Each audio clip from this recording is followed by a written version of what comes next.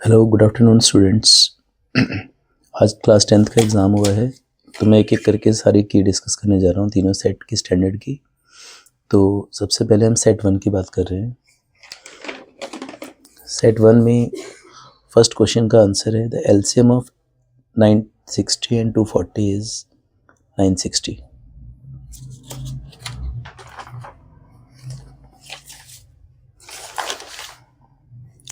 The natural number 1 is it is not a prime number, not a composite number, prime number as well as composite. This is neither prime nor composite. For any natural number n, 5 की power n can end with digit. तो आपको मालूम है कि कोई भी number 5 की power end with digit 0 for any natural number n. So 5 के लिए applicable है, 0 के लिए, 3 के लिए या 2 के लिए. End with digit 0 for any natural number n. अगर हम n की प्लेस पे 5 1 लगा दें, 2 लगा दें, 3 लगा दें, तो वो सारे के सारे नंबर 5 पे ही ख़त्म होंगे. सो इट्स आंसर इज़ 5. ठीक है, ये जीरो आंसर नहीं है जिस पर चिन्ह लगाया है. The graph of f x is equal to given the number of distinct zeros of this. यहाँ आप देख रहे हो कि जो कर्व है 2 पॉइंट पे कट कर रहा है. So it's number of zero is 2. Alpha beta are the zeros of the polynomial. Equation आपको दे रखी है, इससे आप पहले सम ऑफ द जीरोज निकालेंगे. माइनस बी बाई ए होता है, so it is 2 by p. Product of the zeros निकालेंगे, सी बाई ए होता है, this is 3 p by p. P से भी कैंसिल और दोनों को इक्वल रखेंगे, तो 2 by p equal to 3. So your answer is p is equal to 2 by 3. तो B is the right answer. Next question पे आते हैं. Pair of linear equations consistent but dependent. अगर ये सिर्फ कंसिस्टेंट बोला होता तो यूनिक सॉल्यूशन में चला जाता. इनकंसिस्टेंट बोलता है तो नो सॉल्यूशन में जाता है. लेकिन कंसिस्टेंट बट डिपेंडेंट अगर बोलता है तो ये कंडीशन होती है इनफाइनाइट सॉल्यूशन की, यानी option D is the right answer. Which of the following is the sequence is not in AP. तो इसके अंदर ये जो डी ऑप्शन है ये एपी में नहीं है. जब आप इसका कॉमन डिफरेंस निकालेंगे, 3 का स्क्वायर 9 माइनस 1 इज 8. नेक्स्ट का डिफरेंस निकालेंगे 25 minus 9, this is 16. Their common difference is not same, so it is not in AP. Next question में ए बी सी और पी क्यू आर सिमिलर हैं. तो जब सिमिलर होंगे तो आपने कॉरस्पॉन्डिंग साइड देखी. ए बी के कॉरस्पॉन्डिंग कौन सी साइड आ रही है? Q R. एंड ए सी के कॉरस्पॉन्डिंग कौन सी साइड आएगी? This is P Q. So answer is Q R ratio P Q. The distance of the point 4a, 3a. 4a, 3a जो है आपका फर्स्ट क्वाड्रेंट में आ रहा है फ्रॉम द एक्स एक्सिस. जब हम एक्स एक्सिस से इसका डिस्टेंस निकालेंगे, एक्स एक्सिस पे वाई का कोऑर्डिनेट 0 होता है. तो जब हम इसके अंदर डिस्टेंस फाइंड करेंगे तो आप डिस्टेंस फॉर्मूला से भी फाइंड कर सकते हैं. अदरवाइज यहाँ से लेके यहाँ तक जो वर्टिकल हाइट है इसकी, यानी कि वाई की वैल्यू, तो 3a is the right answer.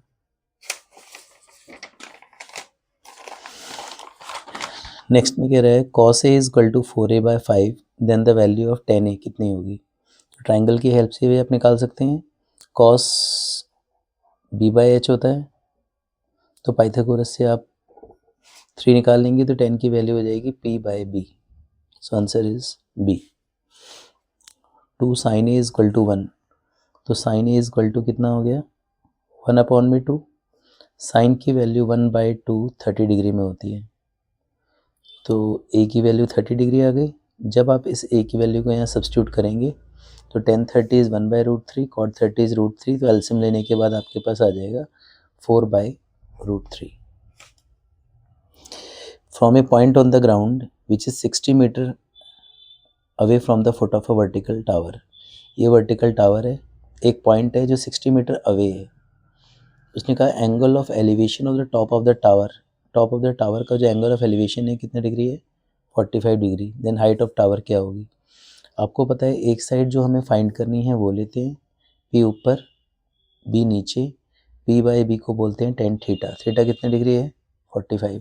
tan 45 is 1, so answer is H is equal to 60 metre.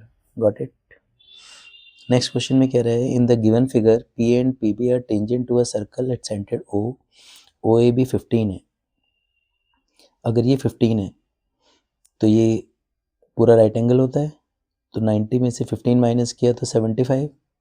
Same here, ये दोनों सेम रेडियस है, ये 15 तो ये भी 15, सिमिलरली ये भी 75। तो एंगल सम प्रॉपर्टी से जब आप निकालेंगे 75 75 150, then this is 30 degree.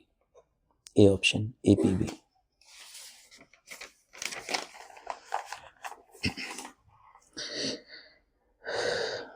In the given figure, PA and PB are tangent to a circle at centered O. AOB 130 है, तो APB कितना होगा? This is a cyclic quadrilateral, ये भी 90, ये भी 90। इसी तरीके से अपोजिट एंगल का सम भी क्या होगा? 180। सो ये अगर 130 है तो अपोजिट एंगल 50 डिग्री का होगा। Area of segment of circle of radius R, central angle 60 degree दिया हुआ है हमारे को। आपको पता है कि एरिया ऑफ सेगमेंट,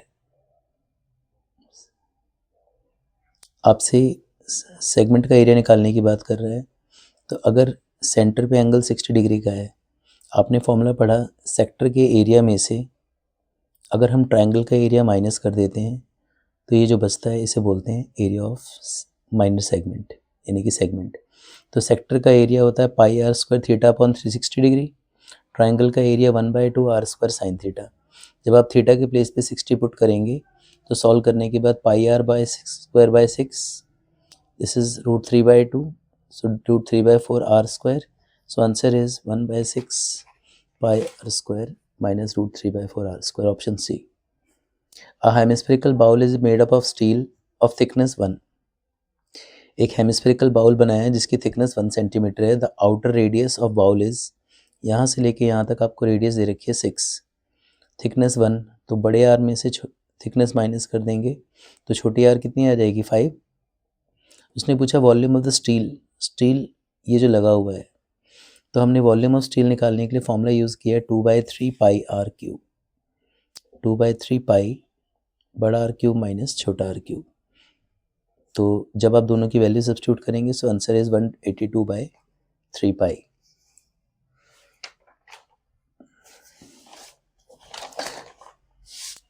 यहाँ आपको एम्पिरिकल फॉर्मूला के ऊपर क्वेश्चन दिया हुआ है, मीन एंड मीडियन गिवन है, the mode of the distribution find करना है। तो आपको मालूम है mode is equal to 3 median minus 2 mean होता है। 3 मीडियन, मीडियन की वैल्यू आपको 43.4 गिवन है, माइनस 2 मीन, मीन की वैल्यू 43 गिवन है। दोनों को सॉल्व करेंगे 130.2, दिस इज 86। जब आप माइनस करेंगे ये रिजल्ट इज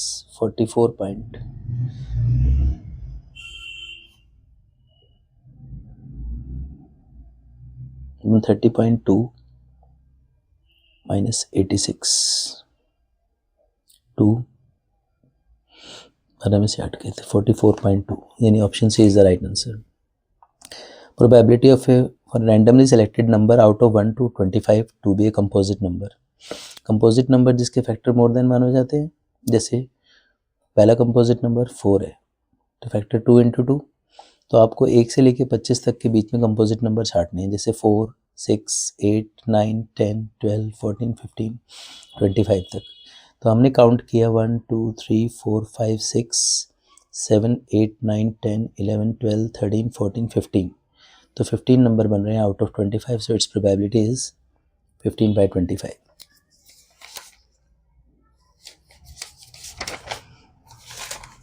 एसेशन रीजन में आपको दिख रहा था surface area of a cuboid form by joining 2 cubes of side 4। जब 2 क्यूब्स हम ज्वाइन करते हैं तो आपको मालूम है कि 2 क्यूब ज्वाइन करने के बाद 2 क्यूब ज्वाइन करने के बाद जो आपके पास लेंथ होती है वो कितनी हो जाती है? 8। ना इसकी विड्थ पे कोई फ़र्क पड़ता है ना इसकी हाइट पे कोई फ़र्क पड़ता है। तो जब आप इसको 2 × LB + BH + HL में सॉल्व करके डालते हैं तो आपका सरफेस एरिया आ रहा है 160 सेंटीमीटर स्क्वायर, यानी असर्शन ट्रू है। लेकिन रीज़न फॉल्स है क्योंकि total surface area of cuboid जिसकी डायमेंशन LBH होती है तो उसका फॉर्मूला 2 × LB होता है, लेकिन ये फॉल्स है। Assertion true, reason false, so इसका मतलब C is the right answer. Next में the mean of first natural number, ये मीन होता नहीं है नेचुरल नंबर का, लेकिन sum of first n natural number is this one. तो जब आप सम निकालने चलते हो 1 + 2 + 3 + ... n में, और AP का फॉर्मूला जब आप यूज़ करते हैं n/2 2a + n - 1 × d, तो आपको यही रिजल्ट मिलता है। तो एसर्शन फॉल्स है, रीजन ट्रू है, so D is the right answer. अब आ जाते हैं हम सब्जेक्टिव सेक्शन की ओर। सब्जेक्टिव सेक्शन में आपको जो इक्वेशन दे रखी है, alpha beta are the zeros of the polynomial. Alpha beta are the zeros of the polynomial में तो सबसे पहले जब अल्फ़ा बीटा इसके ज़ीरोज़ दिए हैं तो हमने इससे सम ऑफ द ज़ीरोज़ निकाला। सम ऑफ द ज़ीरोज़ का फॉर्मूला होता है minus B by A, and product of the zeroes का फॉर्मूला होता है C by A. Find the value of alpha cube beta plus beta cube into में alpha. जैसे आप यहाँ से अल्फ़ा बीटा कॉमन लेंगे, it will be alpha square plus beta square. Alpha square plus beta square का formula हम कई बार आपको पढ़ा चुके हैं, ए प्लस बी का whole square minus 2ab। Now substitute the value of alpha into beta के प्लेस पे r by p, alpha plus beta के प्लेस पे माइनस क्यू बाय पी का whole square, alpha into beta is r by p. जब आप इसको solve करेंगे तो q square by p square minus 2r by p. जैसे आप इसका एलसीएम लोगे तो it will be q square, P से भी कैंसिल, माइनस का 2rp। क्लियर? इसको आप चाहें तो मल्टीप्लाई कर सकते हैं, अदरवाइज यहाँ भी छोड़ सकते हैं। 2r स्क्वायर पी अपॉन में p cube. Clear? Question number 22 में कह रहा है triangle A H K similar है ए बी सी के। A K is equal to 10, B C 3.5, H K 7।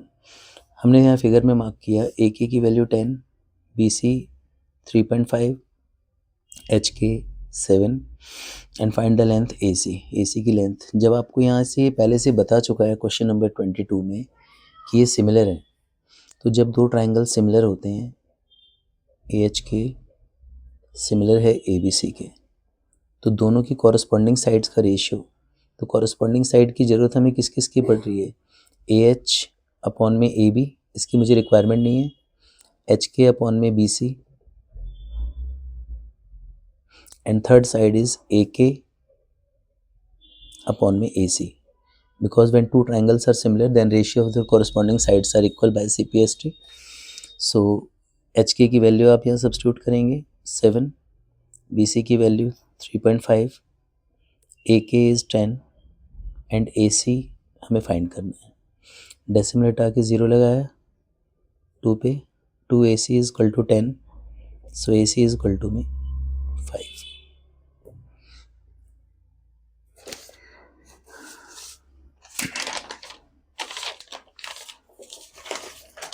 इसी तरीके से अगर किसी ने इसका और पार्ट किया है तो मैं उसको ऐसे बता देता हूँ डायरेक्टली। आपको गिवन है पी क्यू बड़ी वाले ट्राइंगल की साइड, एक्स क्यू छोटे वाले ट्राइंगल की साइड, तो यहाँ पे आपको पी क्यू अपॉन में एक्स क्यू गिवन है। तो सिमिलरली हमने यहाँ क्या किया, पी आर अपॉन में वाई आर ले लिया, पी क्यू अपॉन में X Q equal to P R upon में वाई आर। क्योंकि जब दो ट्राइंगल लाइंस पैरेलल हैं तो सिमिलरिटी करके आपको शो करने की रिक्वायरमेंट है। वैसे तो कॉरस्पॉन्डिंग एंगल, एक ये भी कॉरस्पॉन्डिंग एंगल, दोनों ट्राइंगल सिमिलर हो गए।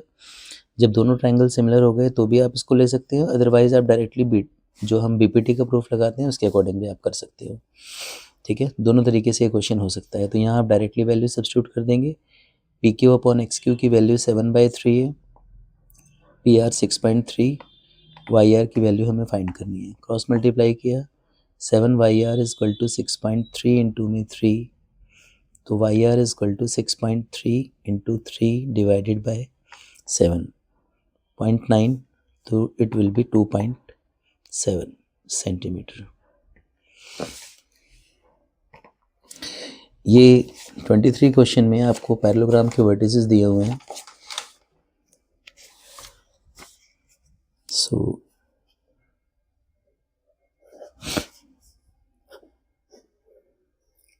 ABCD इज ए पैरेललोग्राम, और पैरेललोग्राम के आपको वर्टिसेस गिवन हैं 4,5, M,6, 4,3 एंड D के कोऑर्डिनेट हैं 1,n। इसने कहा these are the vertices of parallelogram, find the value of M,N,N। आपको मालूम है कि parallelogram diagonal of parallelogram bisect करते हैं, diagonal of parallelogram bisect each other. और हम आपको पढ़ा चुके हैं कि जब डायगोनल्स बाइसेक्ट करते हैं तो उनके मिड पॉइंट्स दोनों के बराबर होते हैं। तो हम सबसे पहले मिड पॉइंट निकालेंगे AC का। मिड पॉइंट फॉर्मूला क्या होता है, x1 plus x2 divided by 2, y1 plus y2 divided by 2। This is 8/2 यानी कि 4। Same here. ऐसे ही हमने मिड पॉइंट निकाला किसका, डायगोनल BD का। BD का मिड पॉइंट निकालने के लिए x1 plus x2 divided by 2, y1 plus y2 divided by 2, और दोनों को कंपेयर कर देंगे तो 1 plus m/2 n plus 6/2 equal to 4,4। तो 1 प्लस m/2 इक्वल टू में 4, 1 plus m is equal to 8, सो m is equal to 7, n plus 6/2 is equal to 4, n plus 6 is equal to 8, n is equal to 2। Clear बेटा? m is 7 and n is 2।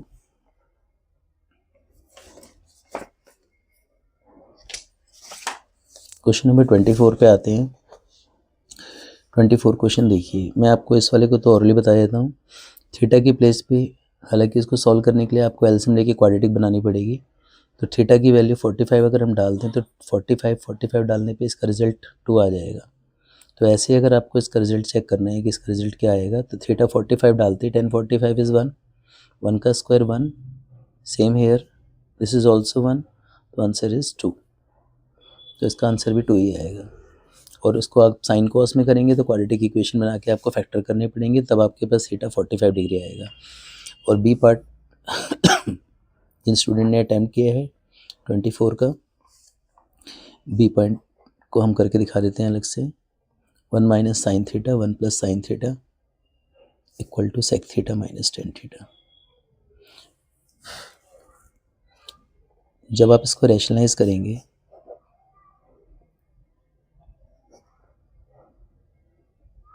One minus sign से ऊपर, 1 minus sign से नीचे, तो 1 minus sine के ऊपर whole square है, this is 1 minus sine theta का whole square, A plus B A minus B, A square minus B square, 1 minus sine theta का होल स्क्वायर। नीचे आ जाएगा आपके पास 1 minus sine square theta is cos square theta, दोनों के ऊपर होल स्क्वायर लगा दीजिए, 1 माइनस साइन बाय कॉस का होल स्क्वायर, ये से कैंसिल, 1 अपॉन में कॉस माइनस साइन अपॉन में कॉस, 1 अपॉन में cos is sec theta and sine by cos is tan theta, this is equal to RHS। Question number 25 में आपको ये बताना है कि PQOR इज साइक्लिक क्वाड्रिलेटरल है या नहीं।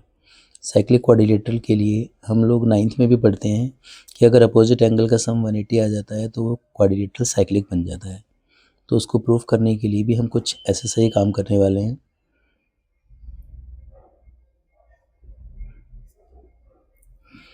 इसको हमने एंगल 1 मार्क कर दिया, इसको एंगल 2, इसको angle 3 and angle 4। To prove में we have to prove PQOR is cyclic. So proof के लिए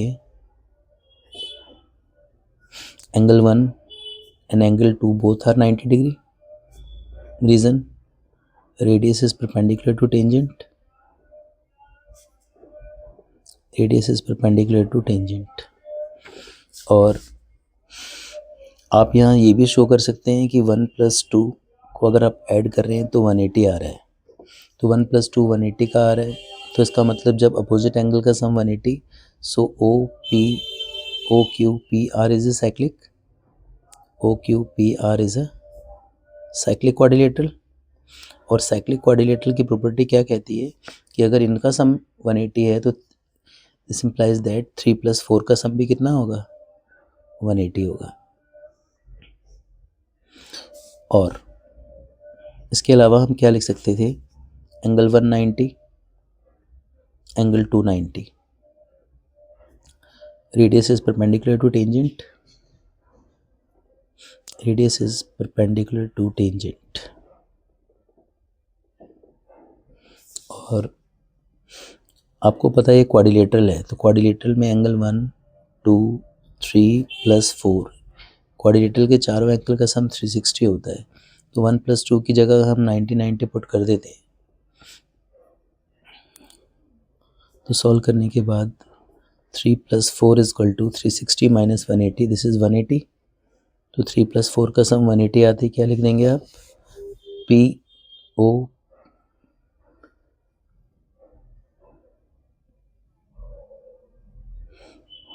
OQPR is a cyclic quadrilateral.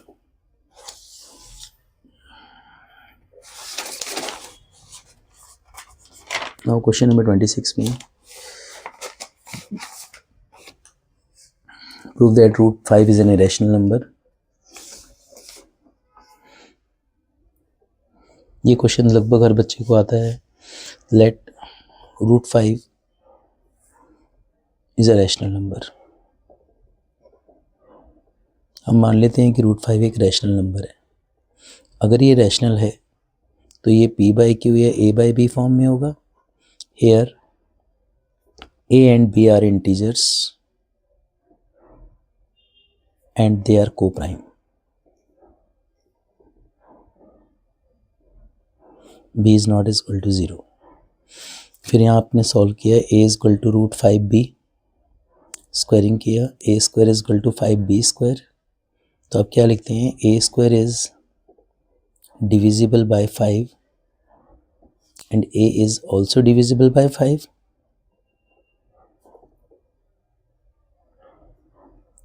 फिर यहाँ पे आपको पुट करना है लेट A = में 5C। जब हम A के प्लेस पे 5C पुट कर रहे हैं तो 25C², this is equal to 5B²। Solve करने के बाद आ गया B² = 5C²। तो आपने देखा B² is divisible by 5, B is also divisible by 5।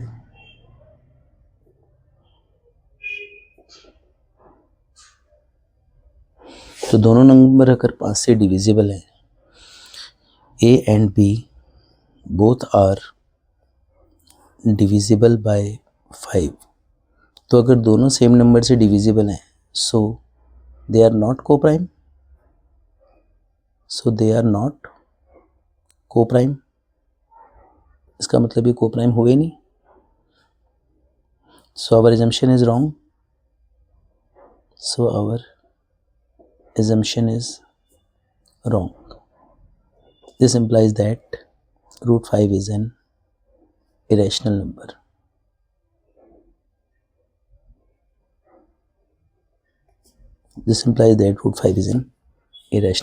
Clear beta?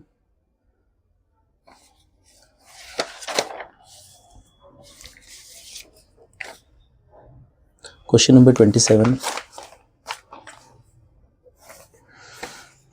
Find the coordinate of the point of trisection of the line segment joining the point.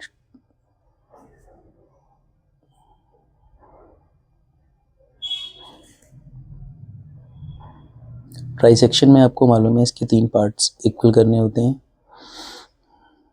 तो अगर हम रेशियो की बात करें तो इस पॉइंट का रेशियो हो जाएगा 1:2 एंड क्यू पॉइंट का जो रेशियो होगा वो 2:1 हो जाएगा। तो कोऑर्डिनेट्स ऑफ पी निकालने के लिए जब आप सेक्शन फॉर्मूला लगाएंगे इसके अंदर 1 को करेंगे -3 से, 2 को करेंगे -1 से, अपॉन में इसका सम। y को निकालने के लिए 1 इंटू में -2 एंड 2 इंटू में 4 डिवाइडेड बाय 1 + 2, तो -3 -2/3, सो -5/3 -2 + 8/3, दिस इज 6/3 यानी कि 2। तो coordinates of P is -5/3, 2. Similarly, coordinates of Q निकालने के लिए यहाँ भी सेक्शन फॉर्मूला लगाएंगे हम। तो 2 multiply by -3, 1 multiply by -1 upon में इसका सम। y के लिए 2 multiply by -2, 1 multiply by 4 upon में इसका सम। तो -6 -1 -2 multiply -3 and 1 multiply -1. So -6 -1 by 3. This is -7 by 3. -4 plus 4 upon में 3. So answer is 0. तो coordinates of Q is -7 by 3, 0. Clear बेटा? नेक्स्ट क्वेश्चन 28 में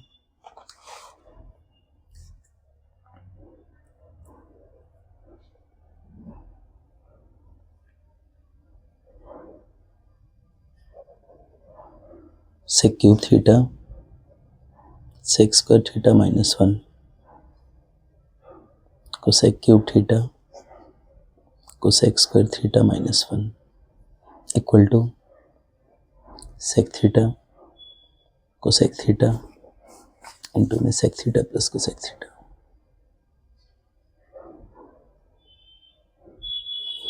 देखिए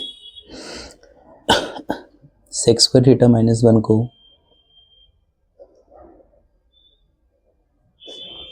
हम tan square theta बोल सकते हैं। cosec square -1 को हम क्या लिख सकते हैं? cot square theta। LHS चल रही है। sec को जब आप ब्रेक करेंगे it will B 1 by cos cube theta, और tan को हम sin cos में ब्रेक करेंगे तो sin square by cos square theta. Same here, cosec को हमने ब्रेक किया 1 by sin cube theta, and cot को ब्रेक किया तो cos square theta by sin square theta.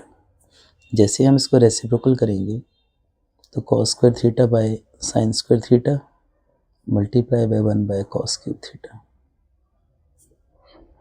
तो 1 by sin क्यूब थीटा है। जैसे रेसिप्रोकल किया sin स्क्वायर थीटा ऊपर अपॉन में cos स्क्वायर थीटा नीचे। इस cos स्क्वायर से कैंसिल हो जाएगा तो एक sin स्क्वायर थीटा है और 1 by cos theta. Same here, यहाँ कैंसिल होगा तो डिनोमिनेटर में एक साइन बचा अपॉन में cos square theta. 1 by sin is cosec square theta and 1 by cos is sec theta. 1 by sin is cosec theta and 1 by cos is sec square theta. दोनों में से sec theta cos sec theta अगर हम common निकाल लें तो bracket में क्या बच जाएगा? एक cosec theta plus sec theta। Clear? Hence proved LHS equal to RHS।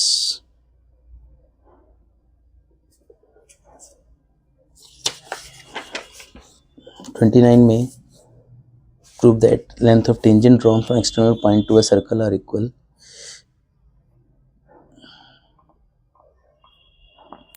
ये थ्योरम तो लगभग सभी बच्चों को बहुत अच्छे से आती है। Length of tangent drawn from external point to a circle are equal.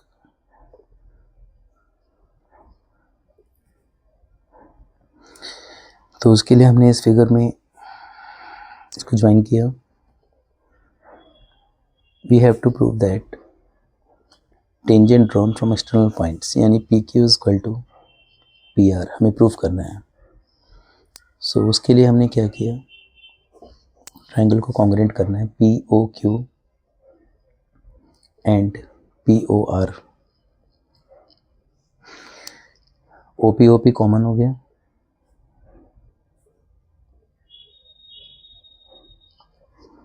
ये भी 90 का और ये भी 90 का, because radius is perpendicular to tangent. Angle 1 angle 2 each 90 and OQ is equal to OR, same radii.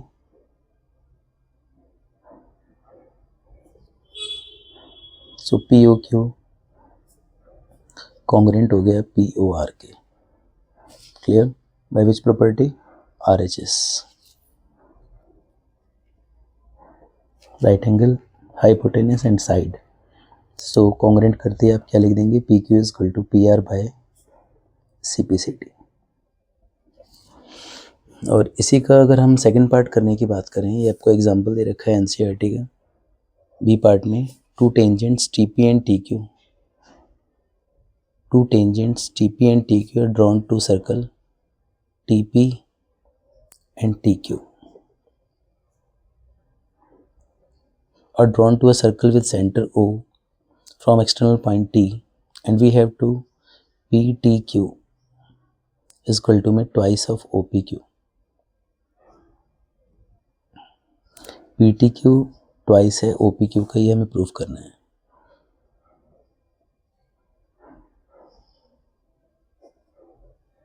PTQ twice है OPQ का.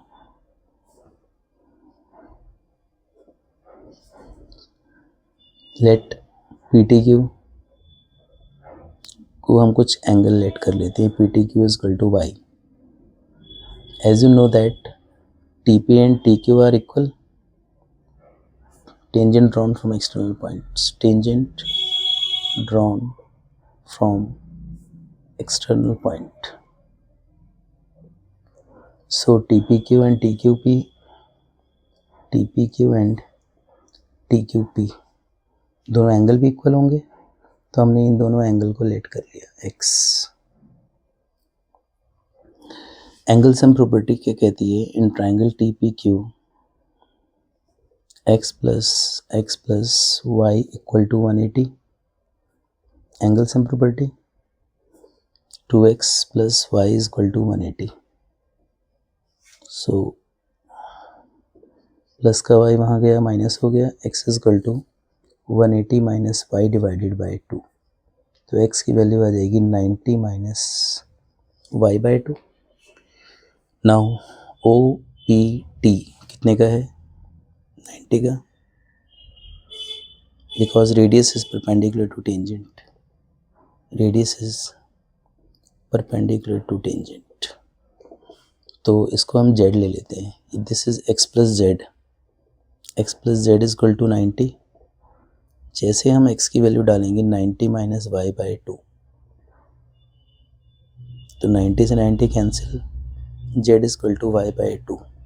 ये 2 मल्टीप्लाई में आ जाएगा. 2z is equal to y. तो z को हम लिखेंगे OPQ और y को लिखेंगे हम PTQ. So PTQ is equal to 2 OPQ. Clear बेटा?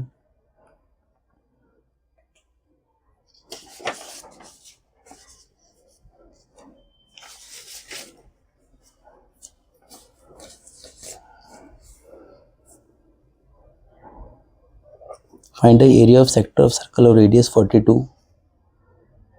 Central angle is 30 degree.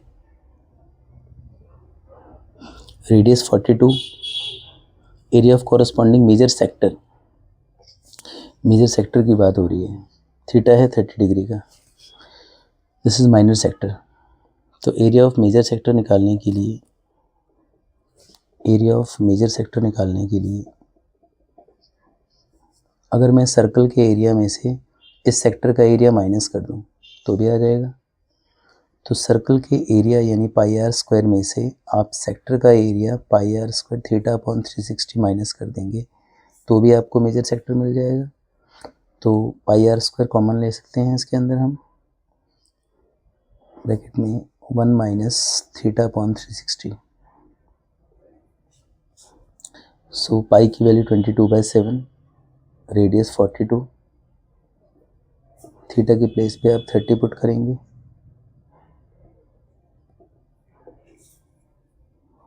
7 6 42. 132 into 42. इसको सॉल्व करेंगे आप, तो सॉल्व करने के बाद 360 माइनस 30, 330 बाई 360 डिग्री. इससे कैंसिल. 3 1 जा, 3 2 जा. 12 की टेबल से इसको कट किया. 11 इंटू 11 121 इंटू 42. जो भी रिजल्ट आएगा centimetre square. Now in question number 31, two dice are thrown at the same time. Determine the probability that sum of the number on the dice is 5. As you know that total possible outcomes जब हम दो die को throw करते हैं, total possible outcomes when two dice are thrown is 36. This is 6 की power 2. उसने कहा है sum of the number on the dice is 4. Sum of number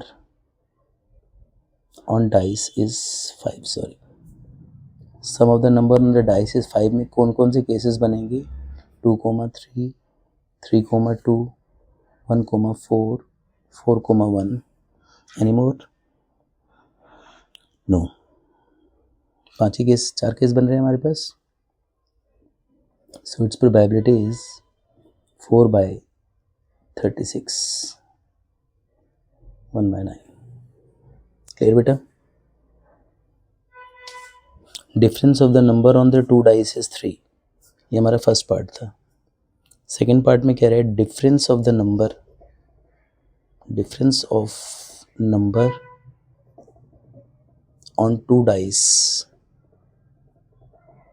on two dice is 3. तो 1 4, 4 1, 5 2, 2 5, 3 6, 6 3 एंड 1 4 हो गया, 4 1, 2 5, 5 3. और कुछ बन सकता है? 1 4 4 1 2 5 2 4. ठीक है, ये सैम्पल स्पेस बन रहे हैं total. So result is 6 by 36. Answer is 1 by 6.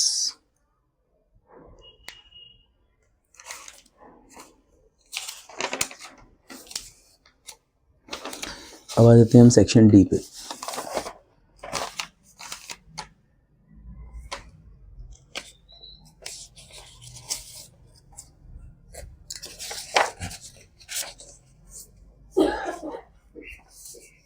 Arush bought 2 pencils, 3 chocolates for ₹11. Tanish bought 1 pencil and 2 chocolate for ₹7. Now let cost of 1 pencil X rupees and cost of 1 chocolate Y rupees. 2 pencil यानी 2x, 3 chocolates यानी 3y equal to 11 and Tanish bought 1 pencil यानी 1x, 2 chocolates यानी 2y equal to 7 according to situation. Find the price of 1 pencil and 1 chocolate graphically. अब आप इसका graph draw करना है और ग्राफ के बाद जो भी इंटरसेक्टिंग पॉइंट होगा वही इसका सॉल्यूशन होगा. तो उसको टैली करने के लिए ग्राफ बनाना लगभग सभी स्टूडेंट्स को आता होगा. टैली करने के लिए आपको इसके अंदर एलिमिनेशन से वैल्यू निकाल के टैली कर लेनी है ताकि आपको ये पता रहे कि जो आपने ग्राफ से आंसर निकाला है वो सही है या गलत. तो मैं आपको एलिमिनेशन से इसकी वैल्यू निकाल के टैली करा देता हूँ ताकि आपका जो ग्राफ का इंटरसेक्टिंग पॉइंट होगा तो आपको मालूम रहेगा कि वो हमारा कितना आ रहा है. तो y की value 3. Now substitute the value of y in equation number second. x plus 6 is equal to 7. x की वैल्यू आ जाएगी 1. तो प्राइस ऑफ 1 चॉकलेट, x आपने किसको माना था? पेंसिल को, एंड चॉकलेट y को. तो चॉकलेट की कीमत हो गई 3 रुपीज़ और पेंसिल की कीमत है 1 रुपीज़. 33 क्वेश्चन में the area of right angle triangle 600 centimeter square if the base of an triangle exceeds the altitude by 10. देखो एक राइट एंगल ट्राइंगल है, उसने कहा कि base of triangle exceed the altitude by 10. तो अगर एल्टीट्यूड x है तो बेस उससे 10 ज़्यादा है यानी कि x plus 10. तो हमने लेट कर लिया, let base of triangle is x and sorry base x altitude is, altitude को हमने x लेट कर लिया एंड बेस कितना हो जाएगा x plus 10 centimetre. Area of triangle हमें गिवन है कितना, 600 centimetre square. Area of triangle का फॉर्मूला होता है half base into height, base into height. So x square plus 10x is equal to में 1200, ये 2 मल्टीप्लाई हो गया, 1200 को आप यहाँ लाएंगे, माइनस हो गया, मिडिल टर्म स्प्लिटिंग करिए, 40 और 30 इसके फैक्टर्स बन रहे हैं। x कॉमन लेती है, it will be x plus 40,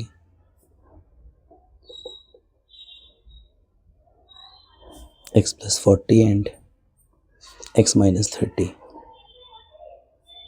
x is equal to 30 and x is equal to minus 40।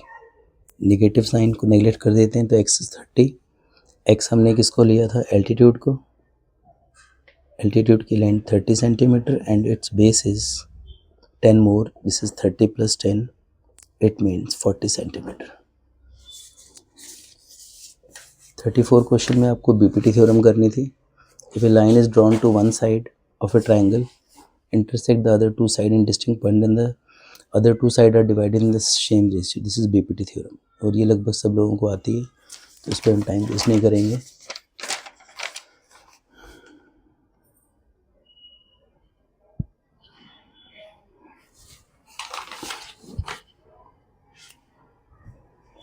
Thirty five में आपको मॉडल एज और मीडियन की बात कर रहे हैं। तो देखिए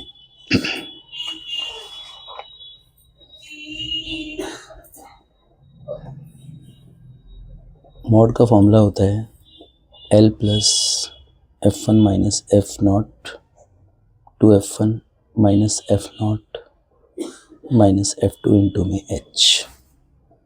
तो सबसे हाईएस्ट फ्रीक्वेंसी हमारे पास 33 है। इस 33 के सामने वाले इंटरवल के ऊपर आ गए हम, तो इसकी लोअर लिमिट हो गई 35, F1 minus f not, this is F1, F not and F2। F1 is 33, F0 is 21 to F1 minus F0 minus F2 into my class size, this is 5, 35, 3 minus 1 2 into 5, 66 minus 32।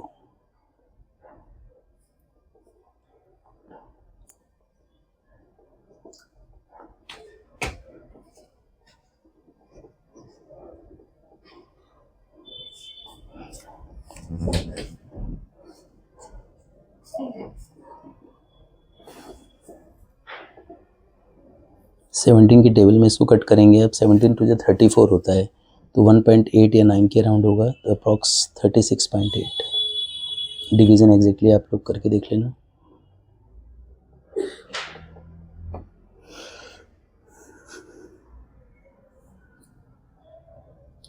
अब आती है बात median की।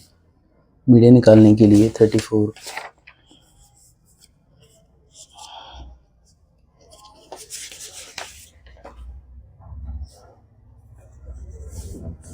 Median निकालने के लिए सबको पता है कि हम CF का यूज़ करते हैं।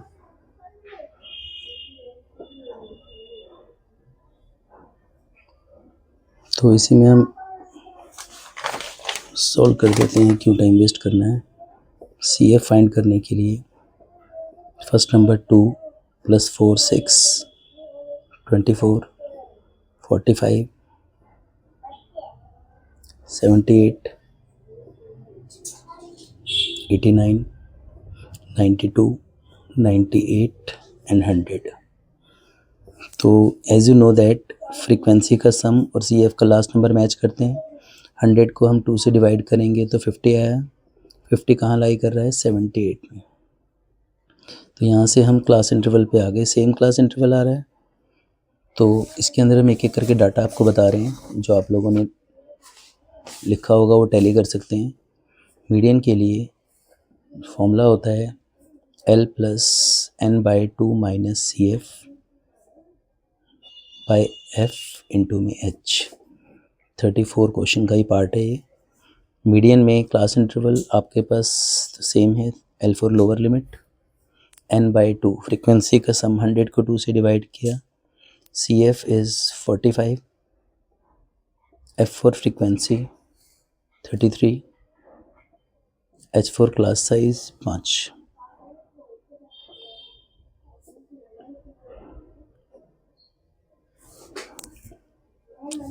Twenty 25/33।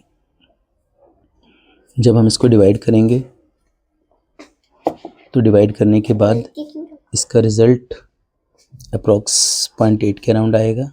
So it's answer is 35.8। This is your median. Clear बेटा?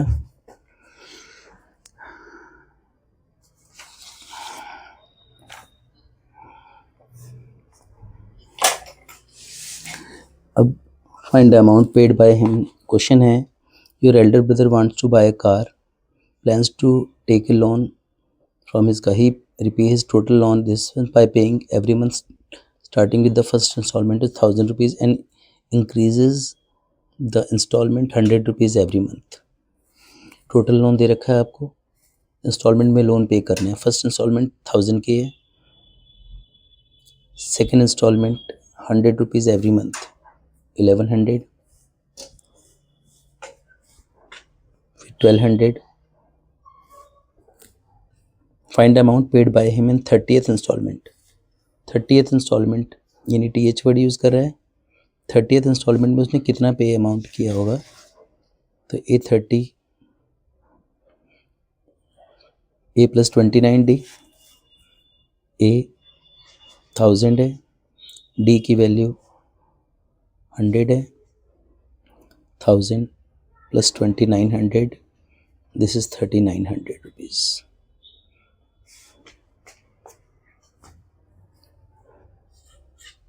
If the total number of installment is 40, what is the amount paid him in the last installment? If the total number of installment is 40, अगर total installment 40 हो तो उसने last instalment में कितना पैसा पे किया होगा? तो आपको टोटल नंबर ऑफ इंस्टॉलमेंट 40 है, what is the amount paid in last instalment? तो यानी अगर हम A40 की बात करें, A प्लस 39D, तो A की वैल्यू आपके पास कितनी गिवन है? 1000, D की वैल्यू तो 4900,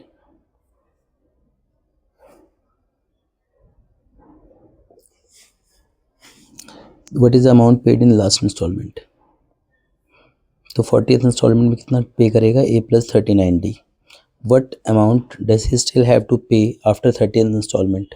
उसको 30th इंस्टॉलमेंट के बाद कितना अमाउंट और पे करना है? तो हम पहले 30th इंस्टॉलमेंट में टोटल अमाउंट पे उसने कितना पे किया है हम वो फाइंड करेंगे। N/2 2A plus N-1 into D 15, 2000 plus 2900 15 multiply by 4900। तो 4900 को अगर हम इससे मल्टीप्लाई करें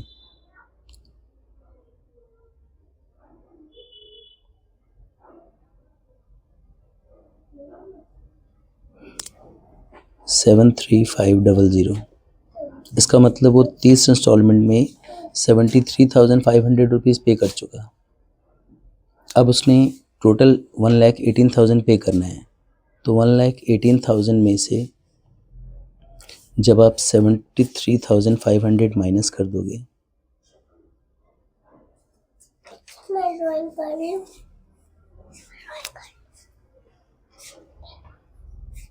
44,500.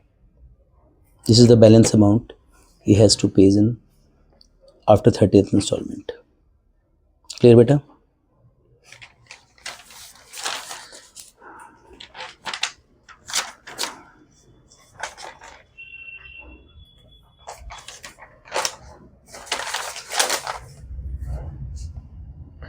Tejas is standing at the top of a building and observe a car at an angle of depression 30 degree approaches the base of the building. 6 seconds later, angle of depression increases to 60 degree. At the moment, car is 25 meter away from the building. इस time car 25 metre away है. क्या बोला है question? Tejas is standing at the top of the building, observe a car and angle of depression 30 degree. एक car को observe कर रहा है 30 degree. It approaches the base of the building at a uniform speed. 6 second के बाद angle of depression changes to 60 degree. At that moment the car is 25 metre away from the building. उस moment पे car building से 25 metre away है. तो आपको उसने पता है कि उसने 6 सेकंड लगाए यहाँ से यहाँ तक पहुँचने में. तो पहले हमें इस डिस्टेंस को फाइंड करना पड़ेगा. उसके लिए हमने क्या किया, बिल्डिंग की हाइट को हमने h लेट कर लिया. Now in triangle ABC perpendicular upon base 1060 की वैल्यू √3, h इक्वल टू हो गया 25√3. ये फर्स्ट पार्ट का आंसर है आपका 25√3. अब इसको फाइंड करने के लिए हमने बड़े ट्रायंगल को यूज़ करना है. In triangle ABD, AB upon में BD, this is 1030. AB is H, BD is, इसको हम लेट कर लेते हैं, ये बच्चों ने किसी ने लिखा हुआ है, इसको x लेट कर लेते हैं. x plus 25 equal to 1030. h upon में x प्लस 25, 1030 इज़ 1/√3. तो क्रॉस मल्टीप्लाई करते √3 h equal to x plus 25. h की वैल्यू यहाँ से हम पुट करेंगे 25√3. 75 माइनस 25, दिस इज 50. यानी कि x का जो डिस्टेंस है वो 6 सेकंड में कितना कवर कर रहा है? 50 मीटर. उसने पूछा what would be the total time taken by the car to reach the foot of the building from the starting point. What would be the total time taken. आपको पता है कि यहाँ से लेके यहाँ तक 50 मीटर कवर कर रहा है 6 सेकंड में, तो अगला 25 मीटर 3 सेकंड में करेगा. तो यहाँ तक 50 metre and total time taken is 9 second. Total time taken is 6 + 3 यानी कि 9 सेकेंड्स. तो आपको स्टेटमेंट में आप लिख सकते हैं इस तरीके से कि 50 metre distance covered in 6 seconds. 1 metre कितने में कवर करेगा? 6/50. और 25 मीटर कवर करने के लिए हमने इसको 25 से मल्टीप्लाई किया. सो 3 सेकेंड्स. अगर हम बात करते हैं टोटल टाइम टेकन की, तो 6 + 3 यानी कि 9 सेकेंड्स. नाउ लास्ट के स्टडीज़ में find the length of the diagonal of Rubik cube if each edge is 6. Length of diagonal of cube. As you know that diagonal of cube का formula मैंने आपको बता रखा है, साइड मल्टीप्लाई बाय √3. तो side is 6 into √3. This is 6√3. Find the volume of Rubik cubes if the length of edge is 7. Volume of Rubik cube. Rubik cube the length of edge, volume निकालना है Rubik cube का.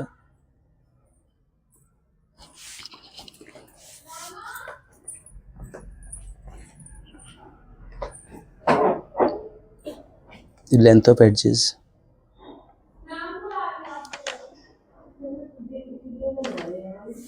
बोलो, आ रहे हैं 2 minute में. बोलो 2 2 minute में आ बोलो 2 मिनट में आ रहे हैं।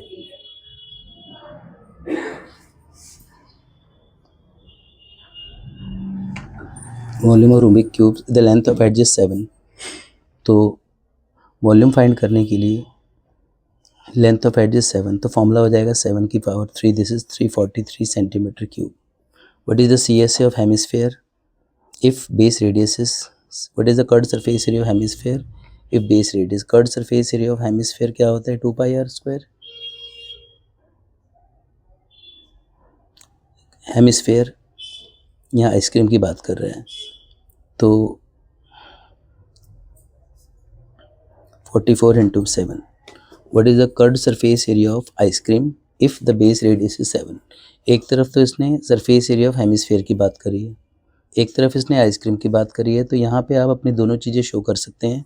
CSA ऑफ हेमिस्फेयर भी दिखा सकते हैं, साथ में CSA ऑफ आइसक्रीम निकालने के लिए CSA ऑफ हेमिस्फेयर प्लस में CSA ऑफ कोन।